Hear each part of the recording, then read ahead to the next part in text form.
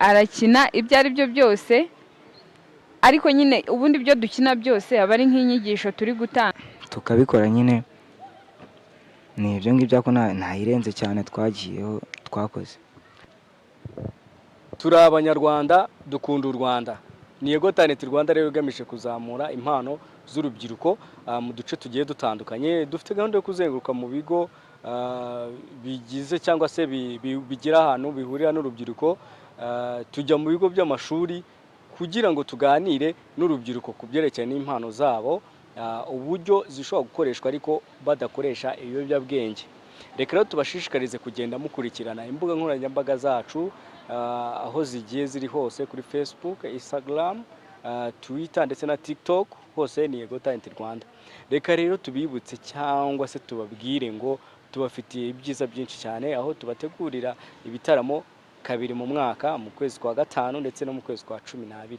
Ntago rero dushobora gutangira ikiganiro ntashuje abantu bari mu bice bigiye bitandukanye, iburengerazuba, iburasirazuba ndetse no mu mujyi wa Kigali. Reka ntago nakibagirwa kandi n'abari Bwotamasimbi bari mu bihugu bigiye bitandukanye, ba diaspora rwose turabazirikana cyane. Mutaza kuzibagirwa rero gukurikirana Yego Talent Rwanda igende baha ibikorwa by'urubyiruko bigiye bitandukanye mu mpano zabo. Ntago rero ndi njyenyine, ndaza kuba ndi kumwe n'umujene ufite avenir ukeneye kuzamura impano yiwe. Araza kutubwira ubutumwa bugiye butandukanye ukabyumva n'ukabibona ku mpano zigiye zitandukanye, n'uburyo urubyiruko rushobora kwirinda gukoresha ibiyobyabwenge bitwaje impano bafite.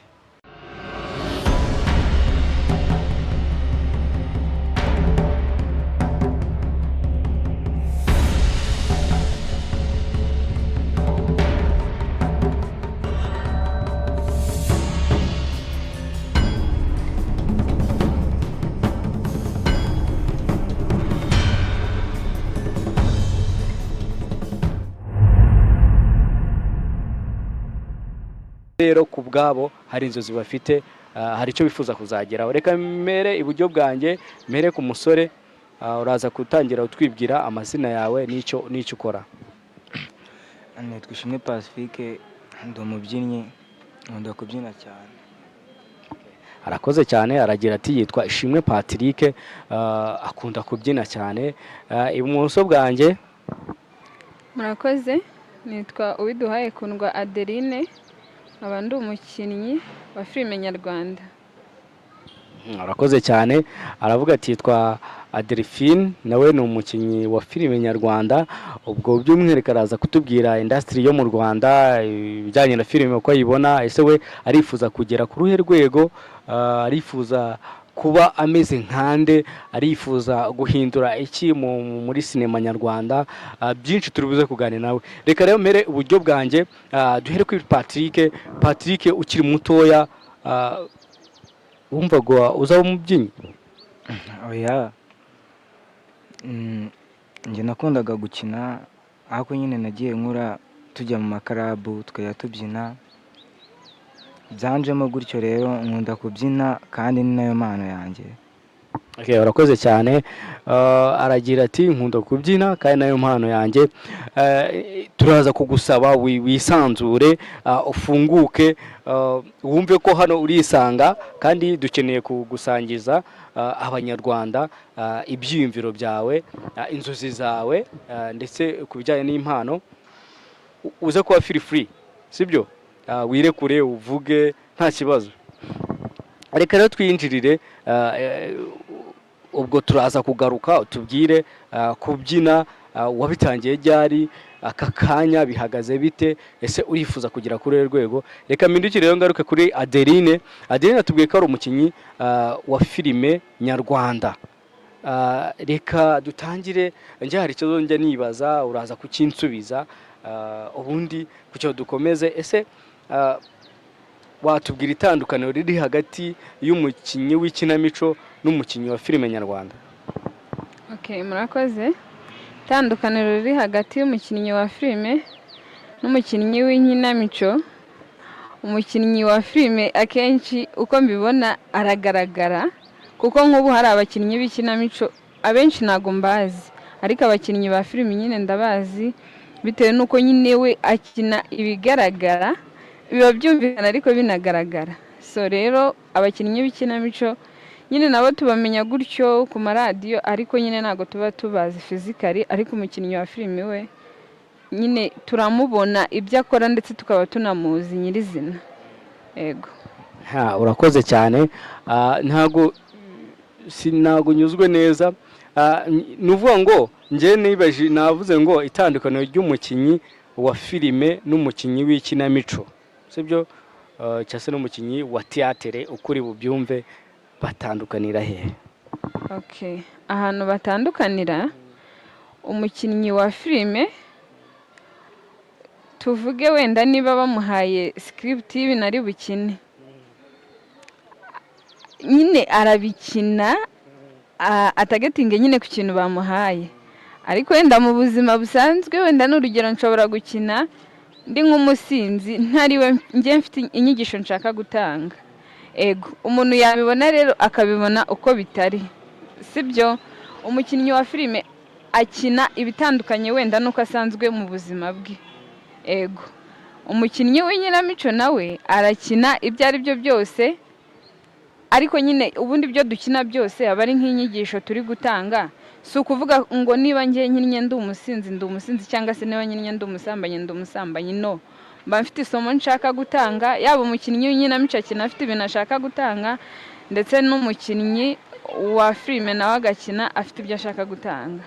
Ego. Urakoze cyane.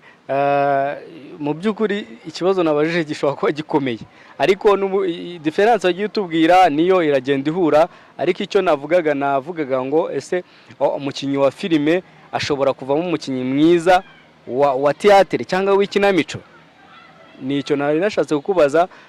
Bivuze ngo nkigushubije no ngo umukinnyi mwiza wa théâtre yavamo umukinnyi mwiza wa filime, ariko umukinnyi mwiza wa filime ntabwo yavamo umukinnyi mwiza wa théâtre. Yego. So none reka twigarukire mu kiganiro. Ubundi wowe ubwawe watangiye kwiyumvamo gukina filime ryari?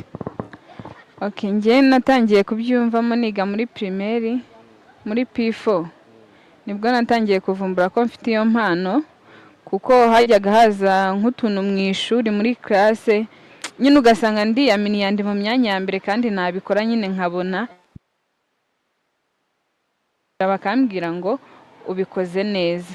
Nzamuka gutyo mbikunda nkanabikora nkakina bigakundwa cyane nyine nuko nanjye naje kubyisangamo. Ese kano kanya ibijyanye na filime nyarwanda ubibona gute, byifashe gute? Uko mbibona, mbona filime nyarwanda igenda itera imbere ugereranyije no mu myaka yabanjije. Mu myaka yabanje nyine ntago abantu bari bagasobanukirwe se iki ni iki turi kureba niki, ariko uyu munsi wa none bigenda bitera imbere nyine urwego umuntu atabasha kwiyumvisha. Ego, uko bukeye nuko bwije nyine ugenda ubona ko harimo impinduka, kandi impinduka nziza zizageza abakinnyi ba filime nyine ku rwego bifuza. Ego. Urakoze cyane. Ese wowe wumva wifuza kugera he? Uraza kutubwira byuza abakinnyi batatu wipreferamo ku bijyanye na filime, nawe utubwire wifuza kugera he uramutse ubonye amahirwe yo kuba wazamuka muri sinema? Okay, ndashaka kugera kure hashoboka kure pe, kuko ndabikunda cyane, mba numva ariyo life yanjye. So rero abakinnyi mfatiraho icyitegererezo ni Itegeka Gracie uzwi nka Seburikoko, na Zani nka Joseline uzwi nka Mama Steve muri Stimed, undi na Nyambo. Ndabakunda cyane nyine ukuntu bakina birankurura nyine nkumva binkoze ku mutima pe, ndabakunda cyane. Ariko urakoze cyane. Tubwire noneho nk'akantu k'amasegonda 30 ushobora kudukiniraho. Akantu nabakiniraho, okay, ugatekereza mindekere. Ukiri ni ukuvuga ngo kubyina wabitangiye ryari? Twatangiye 2019 nibwo twashinze club, tugumya gukora cyane ariko nyine kubera nta supporta bikanga. Na n'ubu turacyabikora kuko turabikunda. Kano kanya kubyina kwanyu bigeze he, bihagaze gute? Ese muri groupe ko mbona waje uri umwe, byifashe bite mu bijyanye n'imibyinire? Turi groupe nyine, naje harabo naje magarariye kuko bari ku ishuri, ngiye nabashije kubona umwanya ndaza bandi. Akora ko wifuza kugira kuri rwego. Ikindi, ese nabahe babyinye wipreferaho cyangwa se we ukunda mu Rwanda? Urwego rwo aho kugera nshaka kugera ahantu kure cyane, nanjye nyine hanshimishije. Tugiye rero ku bantu b'ababyinnyi nkunda bambere babarora umudo banjye, Titi Brown uriya muhungu ndamukunda cyane rwose, n'abandi baniga batatu bakunda gukorana, Aspino na Baby Art, ndabemera. Ni hari stage mwigeze mukoraho ikomeye, muvuga muti stage twayiperforminzeho igira icyo dufasha mu iterambere ryacu? Stage cyetse nyine stage twakoze ni ibitaramo twitegurira twebwe muri quartier, ni ibitaramo twitegurira tukabikora nyine, ni ibyo ngibyo ko ntayirenze cyane twagiyeho twakoze. Ese watubwira entertainment mu Rwanda uyibona gute, yifashe gute mu bijyanye no kuzamura impano y'abakiri batoya? Entertainment rero nyine urabona kera abantu benshi ntago bari babizi, ariko usanga hari ahantu hose uhasanga amakarabu, nyine amakarabu atandukanye y'amadanse, hari n'abakora amafashion, kuko nyine bamwe bayisobanukiye baza impano bafite. Ntago rero umwana ukiri mutoya ntago abazi impano yo uko imeze, ntago aba arakayimenya. Rero ahantu henshi barayimenye, niyo mpamvu entertainment yazamutse, ntago ari nka mbere. Urakoze cyane. Akantu uracyabyibuka? Nakabonye. Naho nakinnye mu gateatre, nigeze gukina gatoya, nari ndi guhanga mu mwana wanjye nyine mubwira nabi cyane, so ubwo rero sinzi niba ariko nakoresha. Ego wacyana wumva nkubwire, igihe cyose nakubwiriye buri munsi ndakubwira ntago wumva, igihe cyose umfata nkaho ndi mukaso, nzagukorera iki kugira ngo ubashe kumva neza? Nzagukubite nkwice, nzagukorera iki mu bintu byose? Untera umujinya nkasigara nicuza impamvu nakubyaye, nta n'isoni. Nako. Urakoze cyane. Mu bijyanye na industry yo mu Rwanda, bijyanye na filime nyarwanda, kuri uno munsi ubibona gute mu rwego rwo kuzamura abakinnyi bakiri bato bazamuka bijyanye no gukina filime?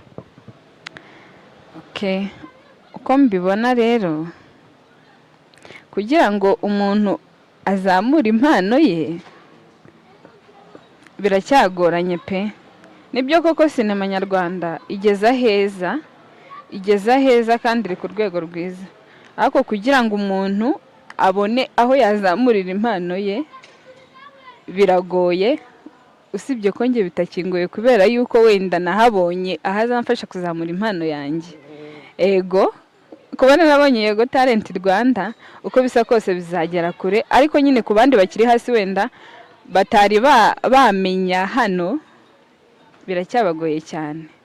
Ego nuko mbibona. Ukiri muto wumvaga uzaba iki ejo hawe hazaza? Wumvaga ushobora kuzavamo mu ntoki? Numvaga nzaba umuganga, ariko nyine ntago byakunze. Hari umuntu ukuntu uba ufite shuwa zirenze ebyiri, utabaye umuganga wumvaga uzaba iki? Umukinnyi wa filime, na n'ubu ndacyabishyiraho akadomo. Ikindi, ese ni ikihe kintu wigeze ukora ukiri muto mu bwana bwawe cyangwa se mu bukumi bwawe ukumva kirasekeje, nyine n'umuntu ushobora kucyumva kumva kirasekeje? Ikintu nigeze gukora rero nkumva kirasekeje, ni umunsi nigeze kwiba mama amafaranga 3,000 nkatega nkava iwacu nkajya mu mujyi ngiye gushaka ahantu nkinira filime ari ubwa mbere ngeze mu mujyi wa Kigali. Ibyo bintu ntabwo bijya biva mu bwonko bwanjye. Yes, nibyo bintu nakoze nkumva nanjye birandenze. ubyanga bikunda wageze mu ishuri sibyo? Nakaga ko wakoze mu ishuri ku buryo nayo bakubonaga bavuga ati umukobwa kabisa. Igihe kimwe nigeze gukererwaho, noneho ngeze mu ishuri tica amigihano ngo ninsunike igikuta kuko nakerewe. Ndagisunika noneho ndarira amarira mera nk'umuvu. Baranserereza cyane. Ibyo bintu nyine nabyo ntago bijya bimva mu mutwe n'abana bose twiganye, iyo duhuye nyine baranserereza. Ego. Urakoze cyane. Reka dusoze tubwira ku bijyanye n'ibiyobyabwenge bivuga ko urubyiruko rukunda gukoresha mu bijyanye no mu mpano zabo, wowe ubibona gute? Okay, uko mbibona rero, iyo umuntu atarisobanukirwa akenshi akunda gufata ibiyobyabwenge, akumva wenda ko ari byo byamutera imbaraga mu byo akora, ariko ibiyobyabwenge ntabwo ari ikintu cyiza pe, ntabwo ari ikintu cyiza. Nshishikariza buri muntu wese kugira ngo ugire icyo ugeraho, ntabwo ari ngombwa kuba wakoresheje ibiyobyabwenge, kuko ibiyobyabwenge bitujyana mu nzira yo kuturimbura ndetse no kutwicira ahazaza hacu, nta cyiza bishobora kutugezaho. So rero ubwo nashishikariza urubyiruko, niba ufite impano nyine yikoreshe neza wifitiye icyizere, ureke kwitwaza ibiyobyabwenge, kuko ibiyobyabwenge nta cyiza cyabyo, nta hantu byatugeze. Urakoze cyane. Turimo tugenda noneho dusoza, ese ni ubuhe butumwa ushobora guha urubyiruko? Ikindi cya kabiri, ni iki wifuza kubwira abanyarwanda badukurikiye bari mu bice bigiye bitandukanye ahangaha mu gihugu cyacu, hanze y'u Rwanda, ku bijyanye n'impano yawe? Okay, urubyiruko runkurikiye ndarushishikariza gukora cyane ndetse no gutinyuka bakagaragaza impano zabo. Ku bandi bantu rero badukurikiye, ndabashishikariza kujya bakurikira ibikorwa byacu binyuze kuri Yego Talent Rwanda. Murakoze cyane. Okay, arakoze cyane. Reka duhindukire rero tujye kuri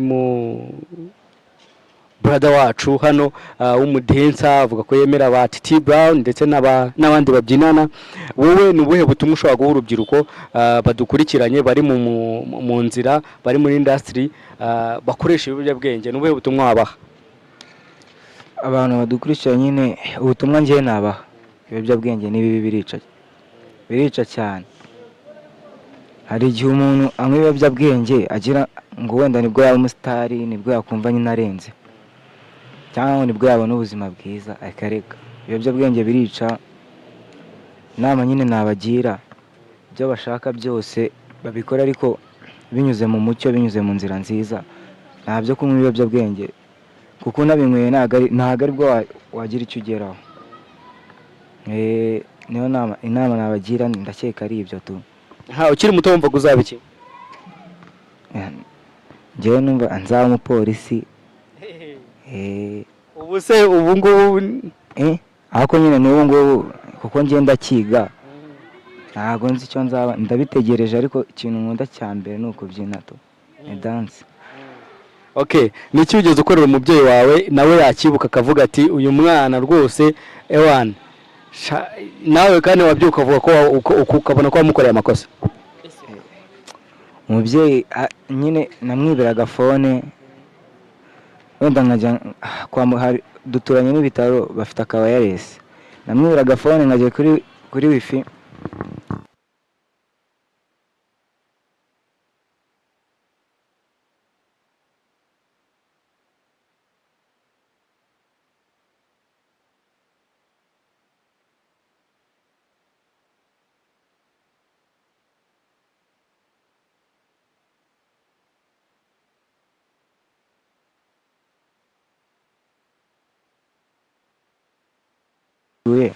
turi kubyina, twapanze stage neza, tubyinye ndanyerera ndagwa.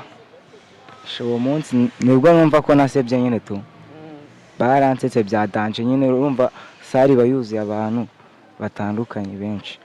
ako se ubundi reka nkubaze ntabwo ugeze wumvamo kuririmba nta karimbo na kamwuzi?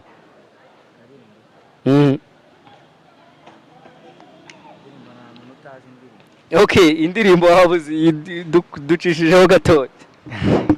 Kobigoye imeze ute se rap se yari yose?